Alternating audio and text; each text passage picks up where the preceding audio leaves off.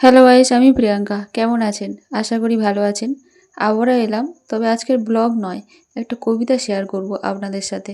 আর জানেন তো, আমাদের দৈনন্দিন জীবনে কাজের ফাঁকে একান্তে কিছু কিছু কবিতা হঠাৎ হঠাৎ মনে পড়ে, অথবা কিছু কিছু গান হঠাৎ করেই মনে পড়ে আর আমরা দু চার লাইন গেয়েও ফেলি গুনগুন করে, অথবা কবিতার দুটো লাইন হয়তো আবৃত্তি করে ফেলি নিজেরই অজান্তে। আর একটা কথা কি জানেন তো, গান বা কবিতাগুলো আমাদের মনের ভাব প্রকাশ করার একটা মাধ্যম। তাই দেখবেন, একটু লক্ষ্য করে আপনার যখন যেমনটা মন চায় ঠিক তেমনটা গান শুনতে ইচ্ছে করে বা তেমনটা কবিতা মনে পড়ে। আর শুধুমাত্র তাই নয়, আমাদের মাইন্ডকে রিফ্রেশিং করার জন্য আমরা মাঝে মধ্যে গান তো শুনেই থাকি। জানেন, আমরা ছোটবেলায় সবাই সহজ পাঠের পড়াগুলো ভীষণ মুখস্থ করতাম, হেলে দুলে পড়তাম, কিন্তু তার মানে অতটা বুঝতাম না বা গভীরতায় যেতাম না। তবে এখন বড় ভালো লাগে সহজ পাঠের কবিতা বা ছোট গল্পগুলো পড়তে, এবং সেই সব কবিতার মানেগুলো বুঝতে পারি, সাথে কিছু ছবি ভেসে ওঠে। আজকের যে কবিতাটা আমি শেয়ার করব ভাবলাম, সেটা হলো কতদিন ভাবে ফুল উড়ে যাব কবে, যেতে খুশি সেতে যাব ভারী মজা হবে। তো এই কবিতাটা আমার বিয়ের পর থেকে বারবার মনে পড়তো, কেন জানি না। এবং আজকের যখন ভাবলাম যে আমি এই তো ব্লগ টগগুলো করি, তাহলে একদিন শেয়ার করবো কবিতাটা, তাই ভাবলাম আজই শেয়ার করি।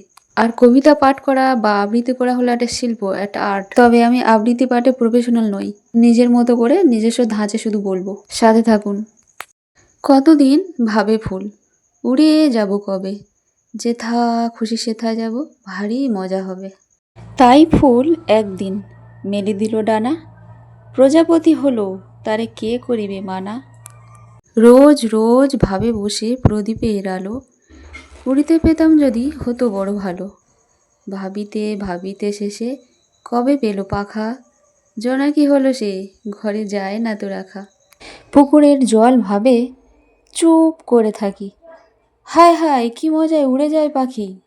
তাই একদিন বুঝি ধোঁয়া ডানা মেলে, মেঘ হয়ে আকাশেতে গেল অবহেলে। আমি ভাবি ঘোড়া হয়ে মাঠ হবো পার, কবু ভাবি মাছ হয়ে কাটিব সাঁতার, কবু ভাবি পাখি হয়ে উড়িব গগনে, কখনো হবে না সে কি ভাবি যাহা মনে।